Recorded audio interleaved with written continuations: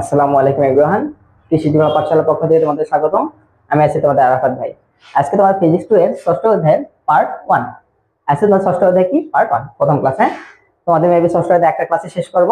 এইদিকে আমি বেশি সময় নিব না, না নিয়ে তোমাদের সপ্তম আর অষ্টম অধ্যায়ে বেশি সময় নেব। হ্যাঁ, আজকে তোমাদের ষষ্ঠ অধ্যায়ের সময়টা একটু আলোচনা করি, কারণ ষষ্ঠ অধ্যায়ে রচনামূলক নাই। ষষ্ঠ অধ্যায়ে নিয়ে কোনো রচনামূলক নাই। ষষ্ঠ অধ্যায় থেকে কোনো রকম রচনামূলক আসবে না। ক্লিয়ার? কোন রকম রচনামূলক আসবে না। কি আসবে? অতি সংক্ষিপ্ত আসবে আর সংক্ষিপ্ত আসবে। আর এগুলো তেমন বোঝার কিছু নাই। আর যতটুকু বোঝার আমি বুঝাই দিচ্ছি। আজকে মূলত তোমাদের ক্লাস হলো সাজেশন ক্লাস। আমি ষষ্ঠ অধ্যায় একদম সাজেশন দিয়ে দিচ্ছি, তোমরা সাজেশন অনুযায়ী পড়ে নাও। বুঝতে পারছো? আগের ক্লাসের মতো তোমাদের এই ক্লাসে আমি ষষ্ঠ অধ্যায়ের সাজেশন দিয়ে দিচ্ছি। বইয়ে বের করো, ষষ্ঠ অধ্যায়ের বইয়ে বের করো, অতি সংক্ষিপ্ত বইয়ে বের করো। এই যে ষষ্ঠ অধ্যায়ের অনুশীলনী যাও, দেখো অনুশীলনী। আমি যেগুলো যেগুলো অতি সংক্ষিপ্ত বলতেছি এগুলো অতি সংক্ষিপ্ত দেখাও, আর যেগুলো সমস্যা আছে আমি বোঝাই দিচ্ছি। দেখো 1 নাম্বার দেখাও, চুম্বক কাকে বলে। 1 নাম্বার, চুম্বক কাকে বলে। আচ্ছা, চুম্বক কাকে বলে একটু বোঝাই দেই। যেসব পদার্থের কি আছে? আকর্ষণ ক্ষমতা আছে। যেসব পদার্থের আকর্ষণ ক্ষমতা আছে। চুম্বক কিন্তু একটা চুম্বক এখানে রাখো আর একটা চুম্বক এখানে রাখো, দুইটা চুম্বক কি আকর্ষিত হবে, তাই না? তাহলে ওই দুটো কি আকর্ষণ ক্ষমতা আছে। আর একটা জিনিস আছে, চুম্বক কিন্তু দিক নির্দেশক। বোঝা গেল? চুম্বক দিক নির্দেশক। তাহলে চুম্বকের আকর্ষণ, যেসব পদার্থের আকর্ষণ ক্ষমতা আছে এবং দিক নির্দেশক, সেগুলো কি? চুম্বক। দেখো বইয়ে কিভাবে লেখা আছে, দেখো যেসব পদার্থের আকর্ষণী বা দিক নির্দেশক ধর্ম রয়েছে সেসব পদার্থকে চুম্বক বলে। একই কথা, বোঝা গেছে? আচ্ছা, তারপরে দেখো চুম্বক পদার্থ কাকে বলে। অতি সংক্ষিপ্ত দেখো, চুম্বক পদার্থ কাকে বলে। আচ্ছা, চুম্বক পদার্থ কি? যেসব পদার্থকে চুম্বকের কাছে নিয়ে আসলে কি করে আকর্ষিত হয়, সেগুলো চুম্বক পদার্থ। এখানে কিভাবে লেখা আছে দেখো, যেসব পদার্থকে চুম্বক আকর্ষণ করে, যেসব পদার্থ কি করে চুম্বক আকর্ষণ করে এবং যাদেরকে চুম্বকে পরিণত করা যায় তাদেরকে চুম্বক পদার্থ বলে।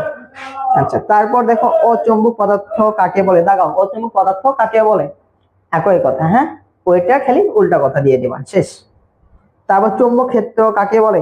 চুম্বক ক্ষেত্র, এর আগের ভিডিওতে আমি কিন্তু চুম্বক ক্ষেত্র নিয়ে অনেক বিস্তারিত আলোচনা করে দিয়েছি। চুম্বক ক্ষেত্র যে তড়িৎ ক্ষেত্র, একই কথা, একই আলোচনা। বুঝতে পারছো?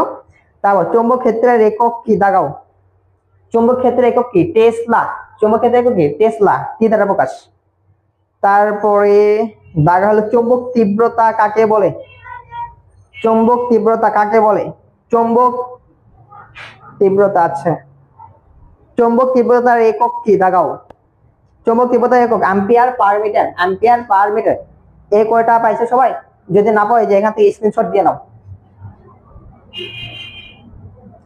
এই যে দেখো সাইডে পি লেখা আছে, এই যে পি লেখা আছে, হ্যাঁ, সাইডে যেগুলো পি লেখা আছে এগুলো, হ্যাঁ, হয়ে গেছে।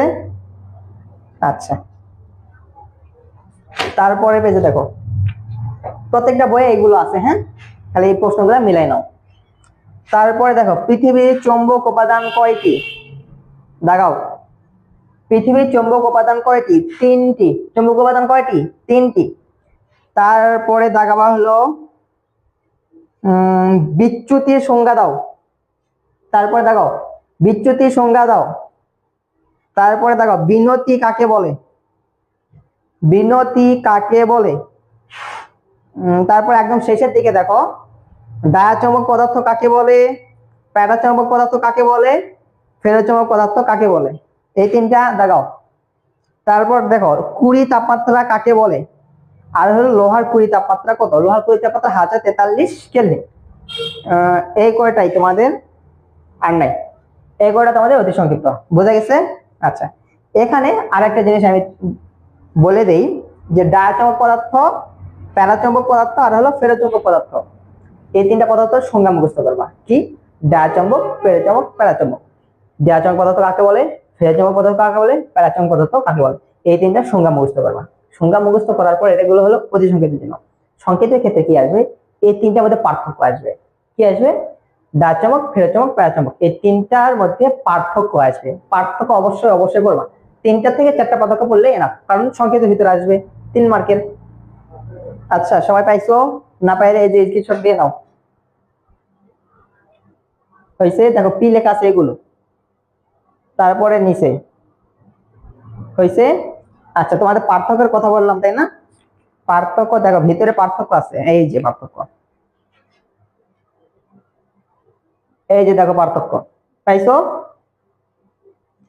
এই পার্থক্যটা পড়ে নেবা। এখান থেকে 8টা 9টা পার্থক্য দেওয়া আছে, তোমার যেটা সহজ মনে হবে সেটা পড়ে নেবা, 3টা পড়লে এনাফ। হ্যাঁ, আচ্ছা, এই গেল তোমাদের হলো অতি সংক্ষিপ্ত। এখন যাও সংক্ষিপ্তের ভিতর। সংক্ষিপ্তের ভিতর দেখাবা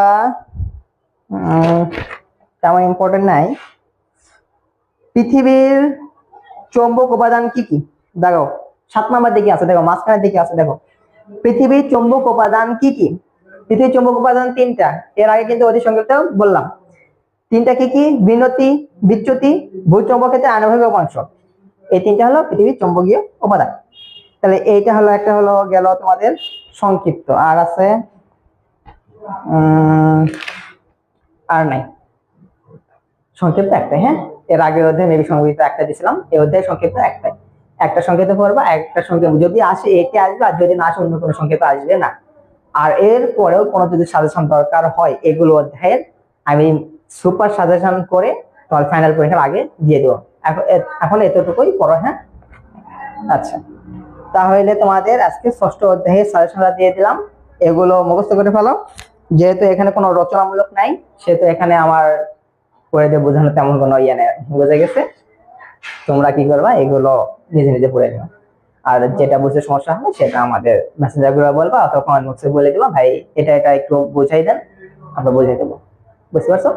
আমরা মূলত চাচ্ছি যে তোমাদের বইটা তাড়াতাড়ি শেষ করার জন্য, আর তোমাদের যেগুলো উপর ক্লাস দরকার আমরা সেগুলো উপর বেশি বেশি ক্লাস দেবো। যেমন সপ্তম আর অষ্টম, এগুলো হতে বেশি সময় নিয়ে লাভ নাই, কারণ এগুলো হতে তোমাদের রচনামূলক নাই। বুঝতে পারছো? রচনামূলক সপ্তম আর অষ্টম ওগুলো থেকে আসবে, দেন 14 থেকে আসবে। ওইদিকে আমরা বেশি সময় নেই, এইদিকে তেমন সময় নেই, আমাদের কোনো লাভ নেই। এগুলো যা যা রিডিং পড়া আর মুখস্থ দিয়ে একটা সংজ্ঞা টংজ্ঞা আছে, এগুলো নিজে নিজে মুখস্থ করে নিবা। বুঝতে পারছো? তাহলে তোমরা সামনের ক্লাসে জন্য অপেক্ষা করো। সামনের ক্লাসে কি হবে? সপ্তম অধ্যায় আল্লাহর প্রতিফলন। সপ্তম অধ্যায় থেকে কিন্তু 2টা আমি সংক্ষিপ্ত করবো, 2টার মধ্যে একটা সংক্ষিপ্ত আসবে, আর 2টা রচনামূলক করবো, তার মধ্যে একটা আসবে। তার মানে একটা সংক্ষিপ্ত প্রমাণ পাচ্ছ, একটা রচনামূলক প্রমাণ পাচ্ছ। বুঝতে পারছো? তার মানে সপ্তম অধ্যায় অবশ্যই মনোযোগ দিয়ে করতে হবে। ক্লিয়ার? তাহলে তোমরা সুস্থ থাকো, ভালো থাকো, আল্লাহ হাফেজ।